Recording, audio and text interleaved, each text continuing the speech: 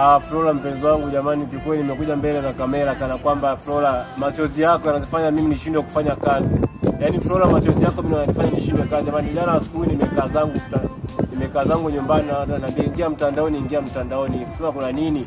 Wewe ingia mtandaoni angalia Flora jinsi gani inaweza kutangaza. Jamani Flora pesa kuingia tu nafanya jamani kwa video yangu moja ambayo ilikuwa nimeweza kuinani ilikuwa mimi na Flora ikaweza kutrend.